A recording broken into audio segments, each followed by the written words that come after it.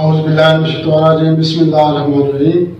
अस्सलाम वालेकुम नाज़रीन, मैं हकीम मोहम्मद आसिफ शाह। आज का जो नुस्खा है ये है कान के बहने के लिए। जिन दोस्तों का कान बहता है, कान से पीप आती है या कान दर्द करता है, नाज़रीन कान का बहना किसको कहते हैं? इसको इंग्लिश में ओटोरिया कहते हैं।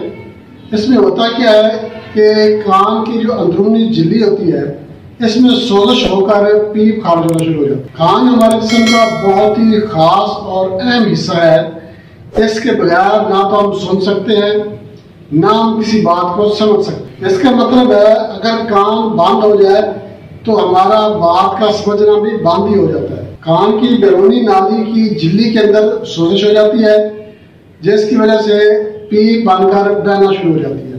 नाज़रीन कान की कितनी इकसाम है? कान की दो इकसाम है, एक अंदरूनी कान और एक बैरूनी कान। बैरूनी कान वो है जो हमें नजर आता है और इसके अंदर एक और कान होता है जिसको अंदरूनी कान कहते हैं, जिस पे जाकर आवाज का असर होता है और हमें आवाज आती है और हम उस आवाज को समझ सकते हैं। नाज़रीन इसमें होता क्या है कि शुरू में कान में फिंसी बन सकती है, कान दर्द करता है, कान की जो नाली है ये मुतवर्रम हो जाती है और मुतवर्रम होकर सुर्ख हो जाती है और कान में दर्द भी बड़ा शदीद होता है।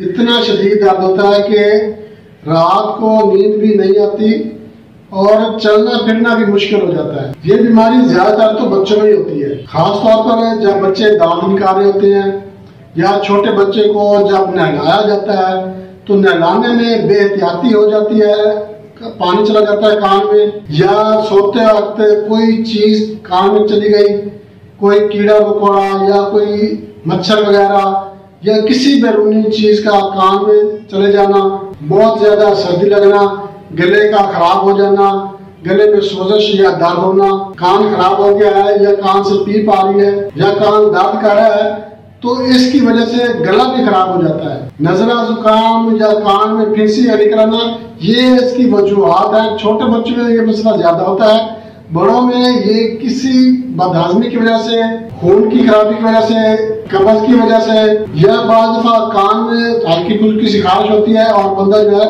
वो कान में तीला सा जो लगा देता है, इससे भी जख्म होकर पीप बन जाती है और वो पीप जो है वो बाद में 2-3 दिन बाद बार खाने में शुरू हो जाता है। नाज़रीन बहुत ही जबरदस्त और आसान सा नुस्खा आज मैं आपके लिए लेके आया हूँ। इससे पहले मैं आपसे एक छोटी सी रिक्वेस्ट करूंगा, आप हमारे चैनल को लाइक और शेयर जरूर करें और नए दोस्त जो है उनसे मैं रिक्वेस्ट करूंगा वो हमारे चैनल को सब्सक्राइब भी लाजमी करते करें ताकि सबसे पहले नोटिफिकेशन आपको मिले।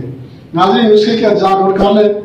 आपने किक्कर के जो फूल होते हैं, गुल किक्कर इसको कहते हैं, ये आपने ताजे लेने हैं 50 ग्राम और रोगन कुंजल है ये आपने लेना है 100 ग्राम। अब आपने इसको बनाना कैसे है, किसी बर्तन में तेल को डालकर आप चूल्हे पे रख दें।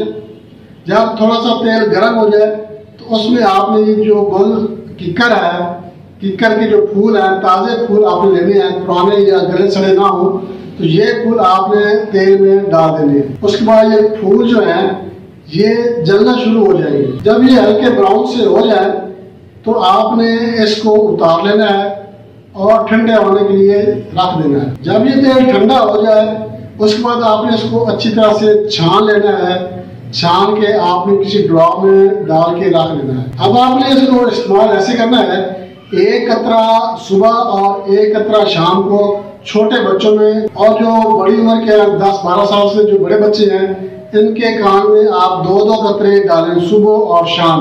डालकर 5-10 मिनट बच्चा लेटा रहे तो इंशाल्लाह जो कान से पीप बह रही है या कान में फिंसी बन गई है या कान में दर्द हो रहा है, किसी भी किस्म का जो कान का मसला होगा, सोजिश वगैरह और कान की वजह से जो गला खराब हो रहा है, इंशाल्लाह 1 दिन में ही ये कान का मसला जो है ये ठीक हो जाएगा। दोस्तों याद चाहते हैं अगली वीडियो के लिए अल्लाह हाफ़िज़।